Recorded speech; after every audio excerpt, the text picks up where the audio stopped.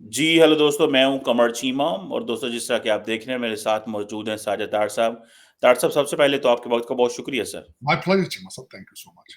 तार साहब भारत के अंदर बड़ी लंबी-चौड़ी डेवलपमेंट्स हुई हैं जिसमें आपने देखा कि मलेशिया के वज़ीर-ए-आज़म आए हुए थे और बड़े वादे-वईद हुए हैं। नरेंद्र मोदी साहब हर रोज़ मुसलमान ममालिक के करीब आ रहे हैं। जिन ममालिक की पाकिस्तान के साथ अच्छी दोस्तियाँ होती थी या जो कश्मीर पे बोला करते थे, आज इंडिया और मलेशिया मिलके चाइना का मुकाबला करना चाहते हैं और बहुत सारे एक थिंक टैंक में भी ये बात की गई है और कहा गया है मलेशियन वज़ीर-ए-आज़म को कि वो पाकिस्तान की तरफ से ये जो दहशतगर्दी की बात की गई है। दूसरा ताड़ साहब इंडिया और जापान का 2+2 डायलॉग हुआ है जो काफ़ी ज़्यादा जिसके ऊपर चर्चा भी है कि एक इश्यू चल रहा है कि इंडिया और जापान ने भी पाकिस्तान के हवाले से बात की है। और इंडिया के अंदर इस वक़्त ताड़ साहब बहुत सारे जो इंटरनेशनल डेलीगेट्स आए हुए हैं। उधर तारड़ साहब पाकिस्तान के अंदर हैरानगी होती है, ना तो कोई डेलीगेशन आता है ना ही वहाँ पे कुछ चीज़ें कोई ऐसी इंटरनेशनल सिग्निफिकेंस की चीज़ें हो रही हैं। दूसरा पाकिस्तान के हवाले से इंटरनली बहुत कुछ हो रहा है। कभी हम सुनते हैं इंटरनेट बंद है, कभी हम देखते हैं कि वहाँ पे जो है वो पकड़-दकड़ हो रही है। कभी इमरान खान साहब जो हैं वो ऑक्सफोर्ड के लिए वो इलेक्शन लड़ रहे हैं। तार साहब ये दोनों मुल्क बिल्कुल ही अलग-अलग ही चल पड़े हैं। और ज़रा ये इस पे कमेंट कीजिएगा ये जो मलेशिया और जापान ने जो पाकिस्तान का रेफरेंस दिया है टेररिज्म के हवाले से, इंडिया की डिप्लोमेसी काफ़ी कामयाब नज़र आ रही है कि वो हर मुल्क को कन्विंस कर लेता है। तार साहब क्या देखते हैं आप इस हवाले से? चीमा साहब देखिए, जिस तरीके से भारत मुसलसल सबसे पहले तो उन्होंने ये सारी चीजें करने से पहले अपने आप को फाइनेंशियली स्ट्रांग किया है, क्योंकि उनको अंदाजा था कि इंडिपेंडेंट फॉरेन पॉलिसी के लिए जरूरी होता है कि आप फाइनेंशियली स्ट्रांग,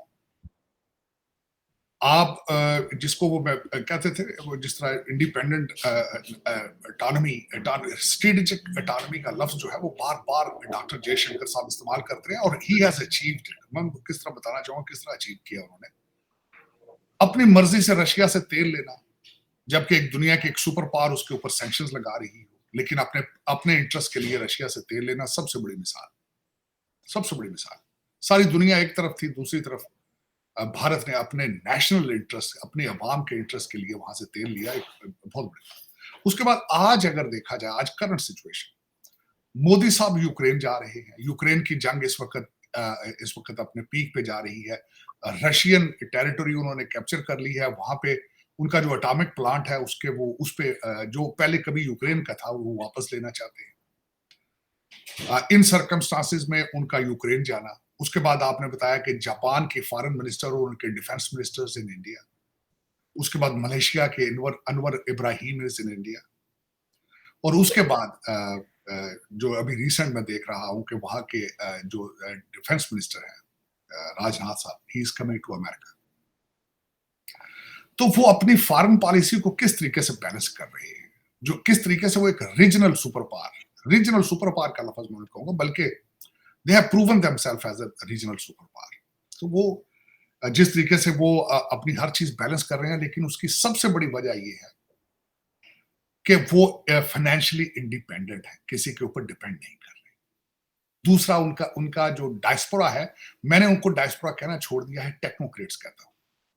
उनके टेक्नोक्रेट्स पूरी दुनिया के ऊपर जाके अपना नाम बनवा रहे हैं। आप दुनिया का कोई कंट्री देख लें जहां पे इंडियन टेक्नोक्रेट मौजूद नहीं है।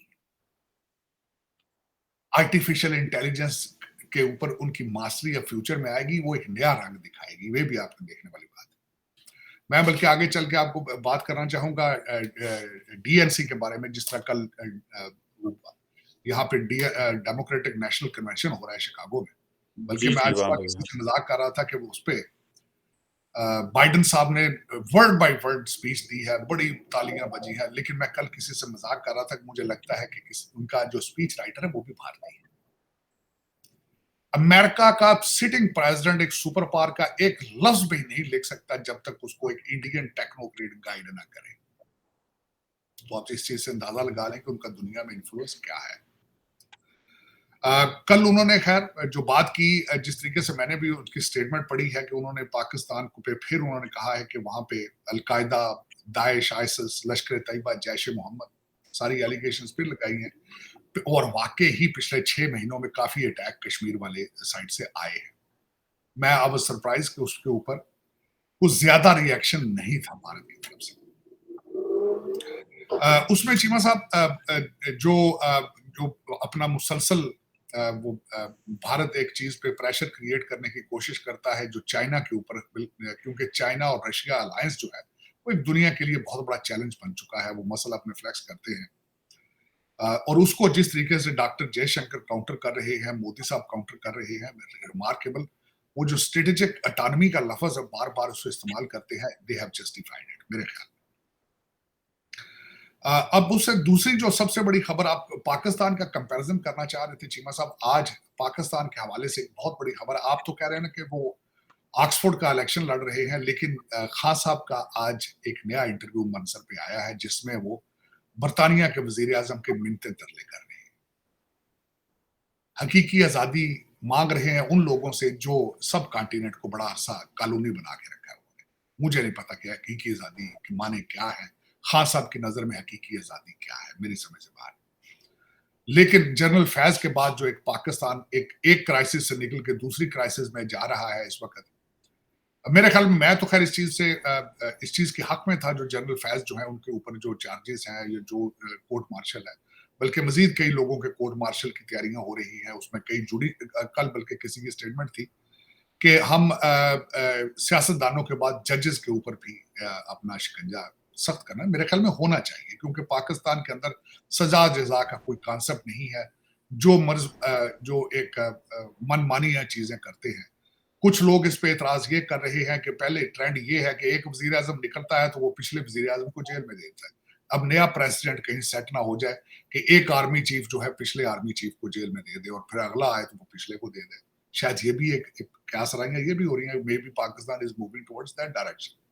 लेकिन पाकिस्तान के जो हालात हैं चीमा साहब इस वक्त, कि खान साहब ने इंटरव्यू जेल से दिया है, वकला के जरिए 127 आर्टिकल लिखे जा चुके हैं, 127।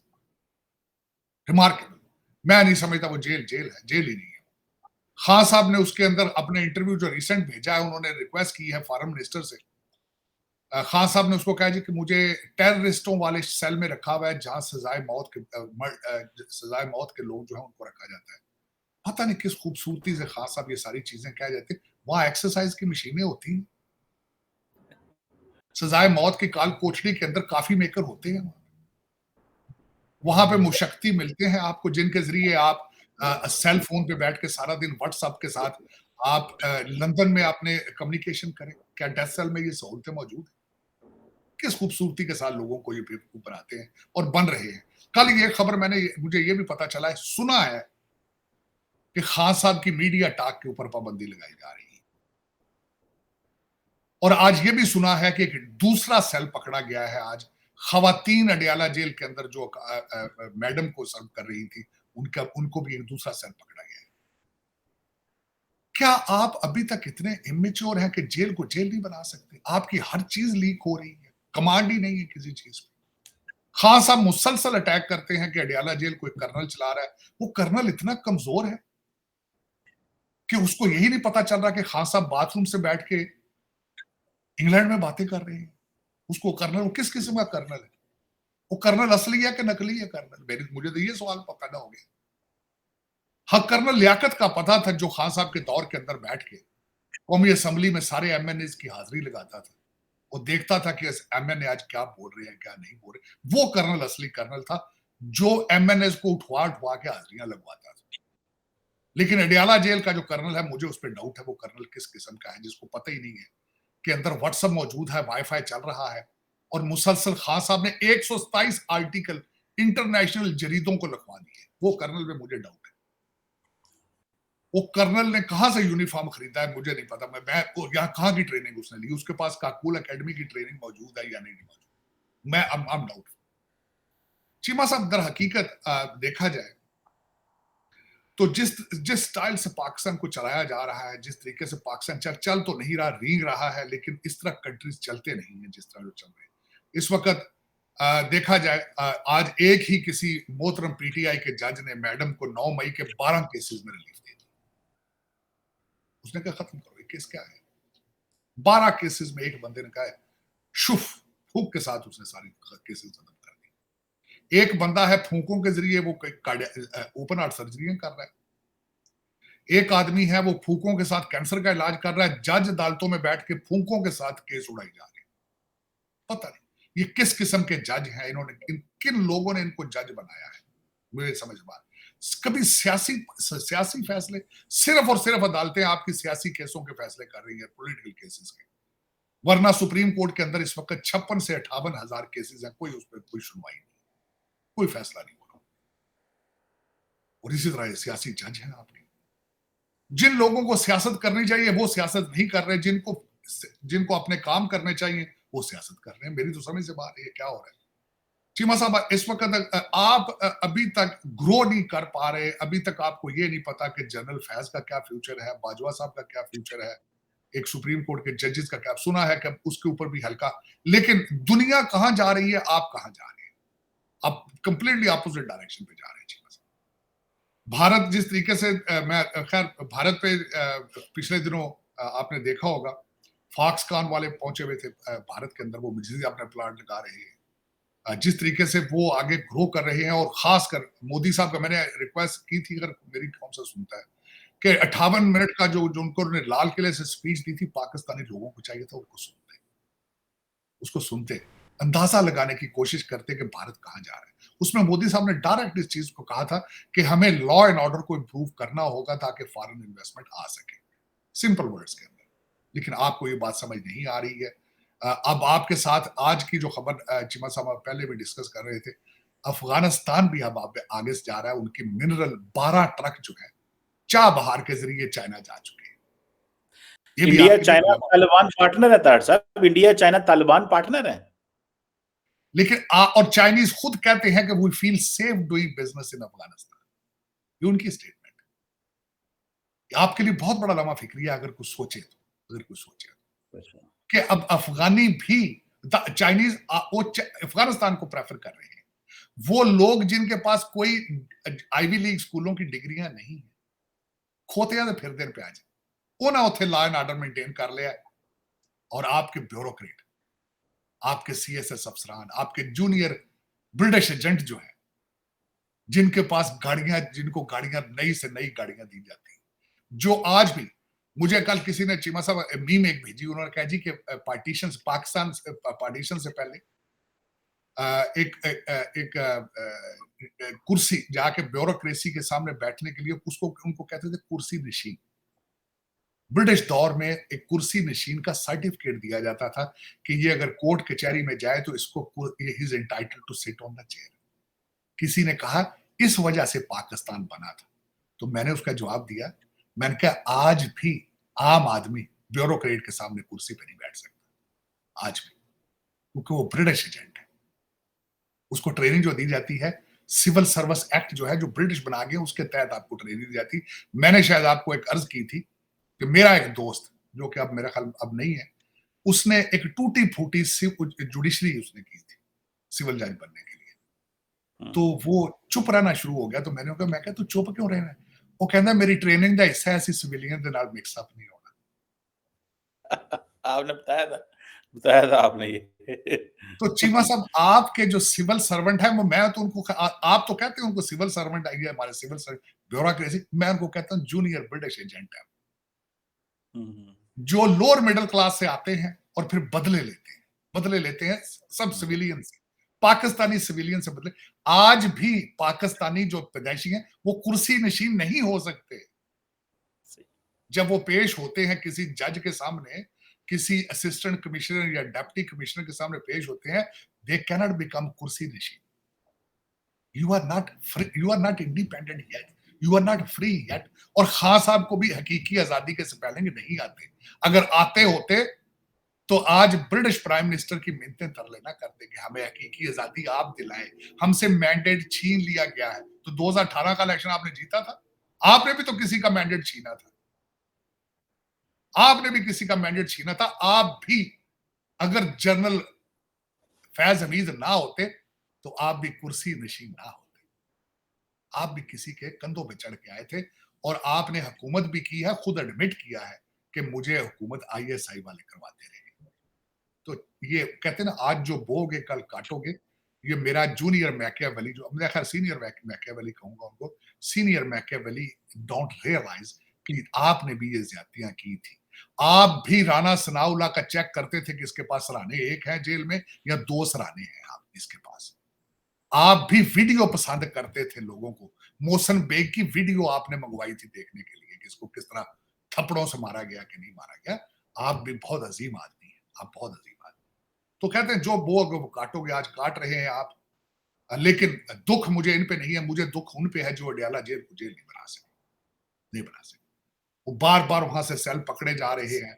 वहां से बार-बार पता चल रहा है कि 127 जरीदे किस तरह कम्युनिकेट कर रहे हैं। आज जो नया इंटरव्यू है, मैं हैरान हूं वकीलों के जरिए। खान साहब ने बल्कि ये भी कहा, मैं वकीलों को अपने बुलेट पॉइंट्स लिख के दे देता हूं, बाद में आर्टिफिशियल इंटेलिजेंस को कोलैबोरेट कर लेता है। वाह। और कल बल्कि खबर चल रही है कि कल तो अब तो बीबियां भी लड़ना शुरू होगी ना एक दूसरे के साथ।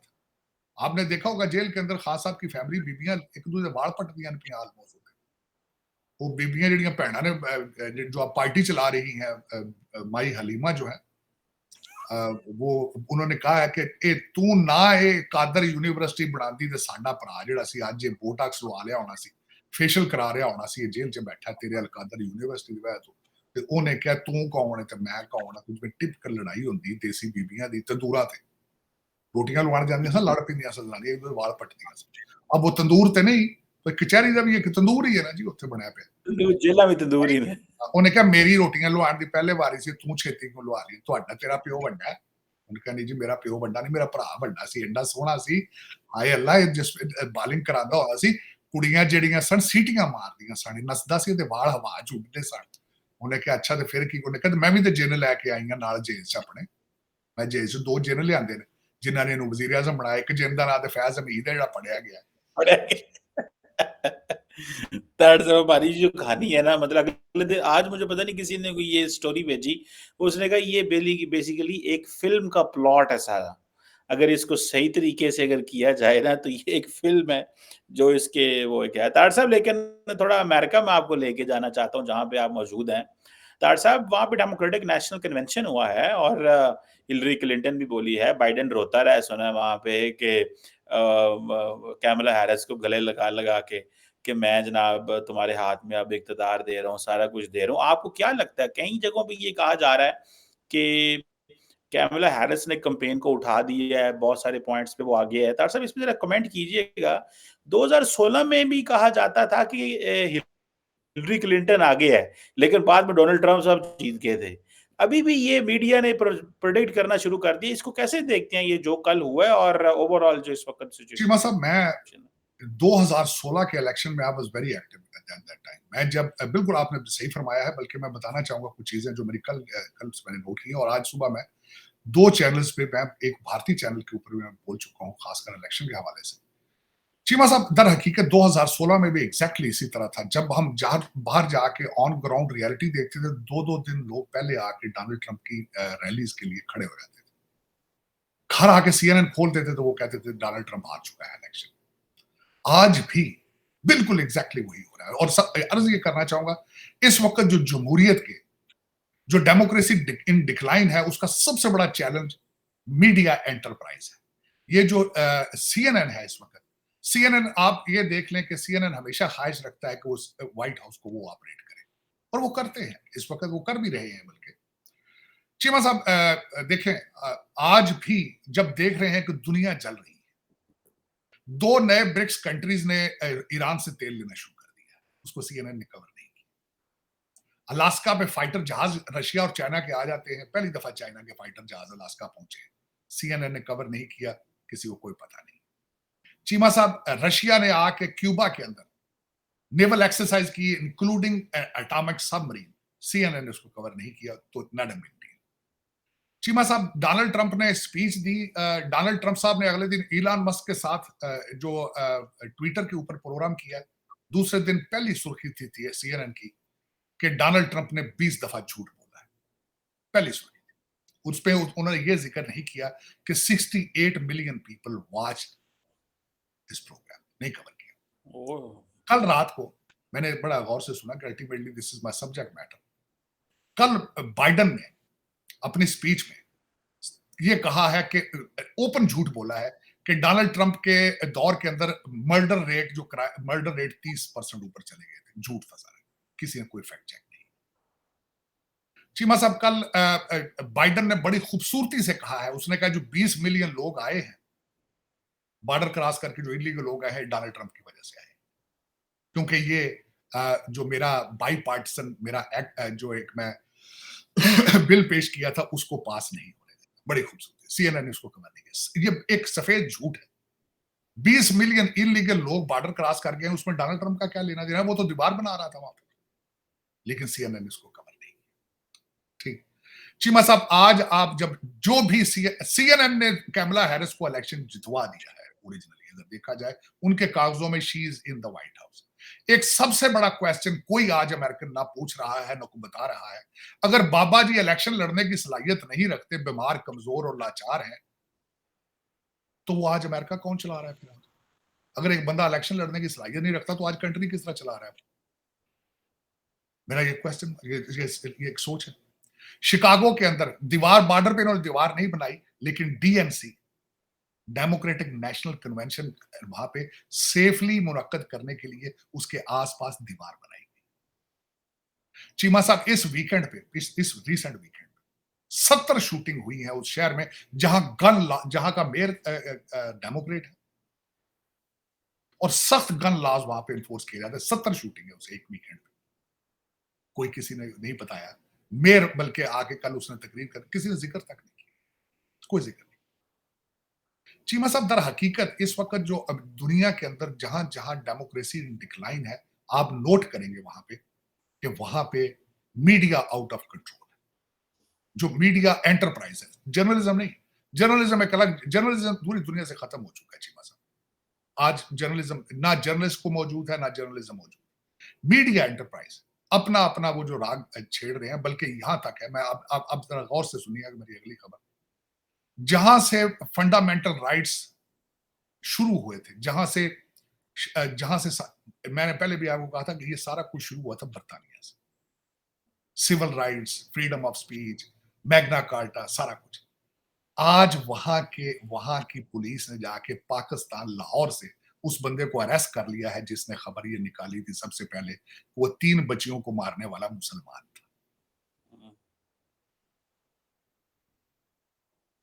लेकिन यहां से एक दूसरा क्वेश्चन शुरू होता है कि अगर लाहौर से बैठे एक बंदे ने खबर ये चलाई थी कि उनको बच्चियों को मारने वाला मुसलमान है और वहां से राइट शुरू हुए, तो जो बर्तानिया में बैठ के इस वक्त तो मेजर तक कैप्टन जो थे पाकिस्तान वास्ते लोचे तड़न लग गए, उनको क्यों नहीं पकड़ा जाता? जो लंदन से बैठ के पाकिस्तान में आग लगा रहे हैं, उनको क्यों नहीं पकड़ा जाता? उनके लिए फ्रीडम ऑफ स्पीच है, आपके लिए फ्रीडम ऑफ स्पीच नहीं। 1300 के लोगों को आपने अरेस्ट कर लिया है, 24 घंटे अदालतें चल रही हैं, सजाएं टकाटक बज रही हैं। और सबसे बड़ी बात, यहां 6 जनवरी के एक बंदे को भी अगले दिन उन्होंने, जिसने सिर्फ एक झंडे के पोल से किसी पुलिस वाले को मारा था, 20 साल सजा दी गई। 20 साल।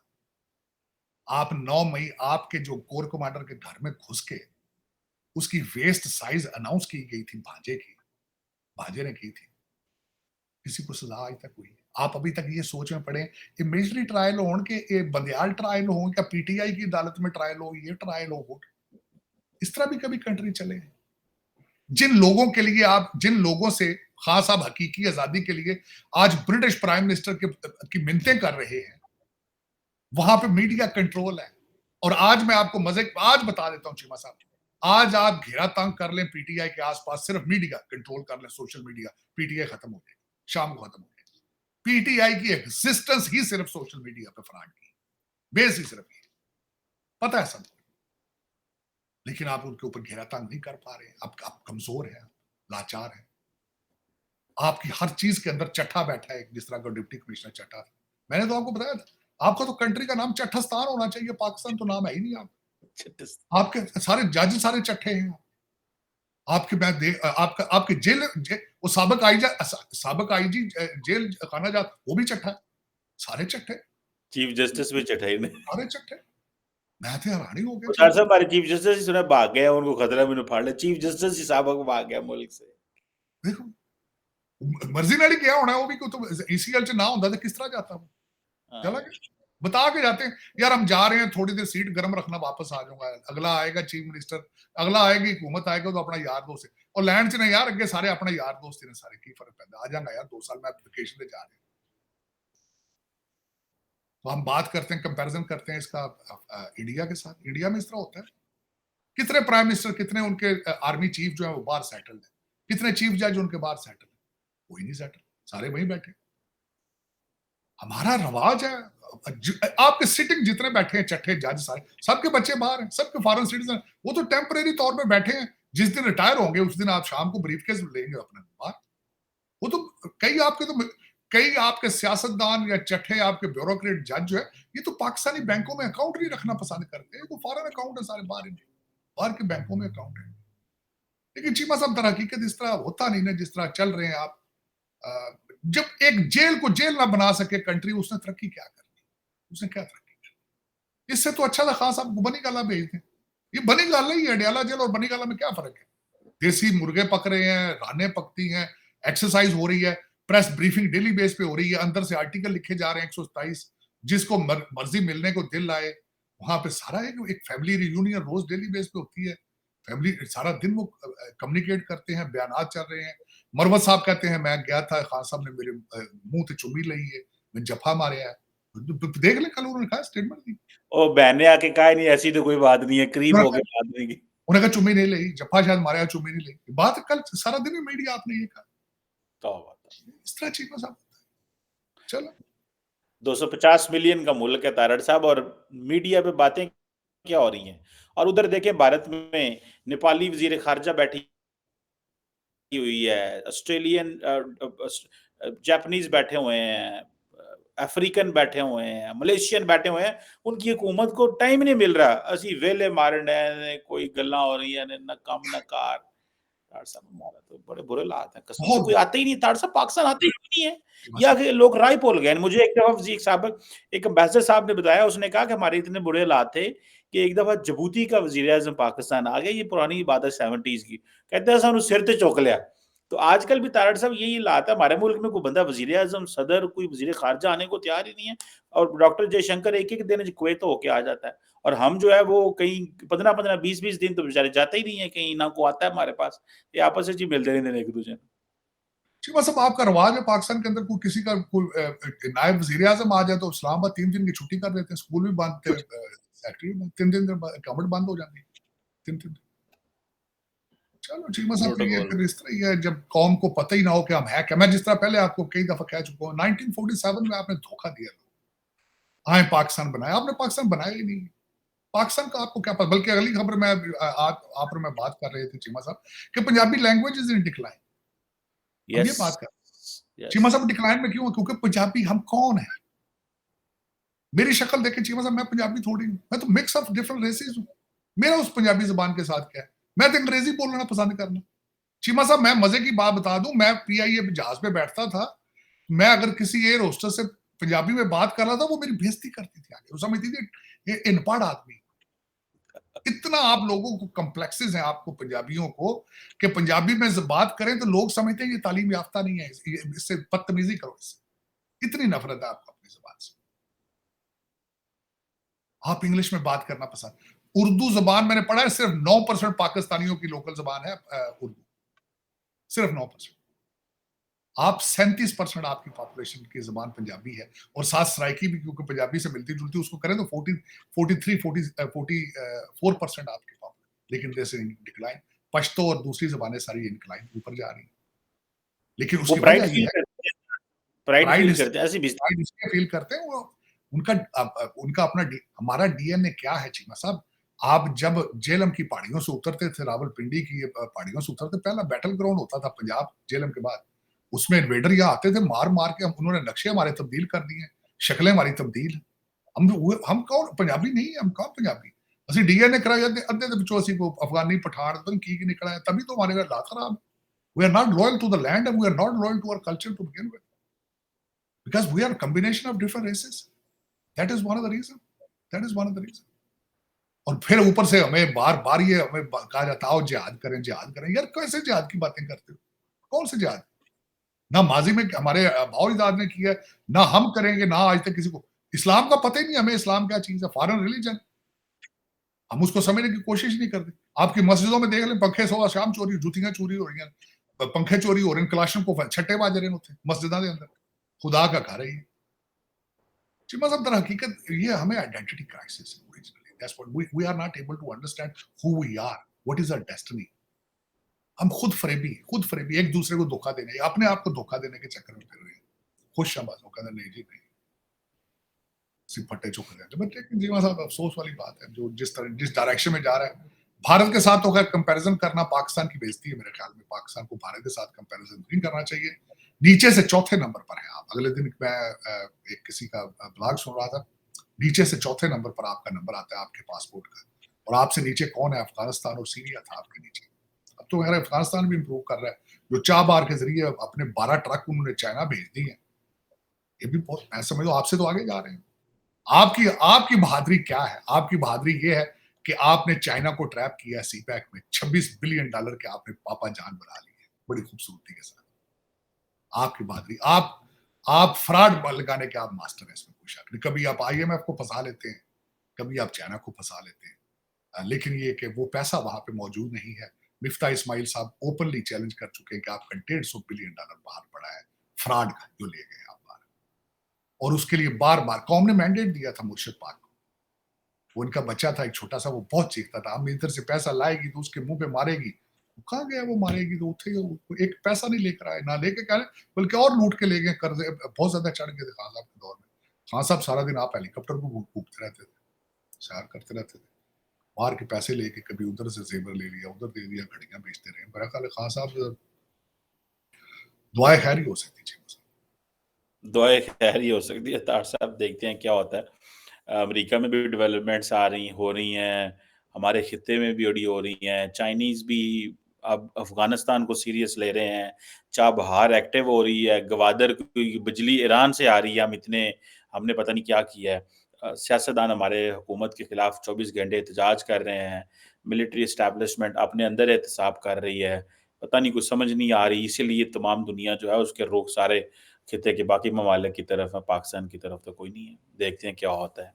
Anyhow thank you very much Sajid Tar साहब। Sir, it was pleasure talking to you sir. Thank okay, you. Bye.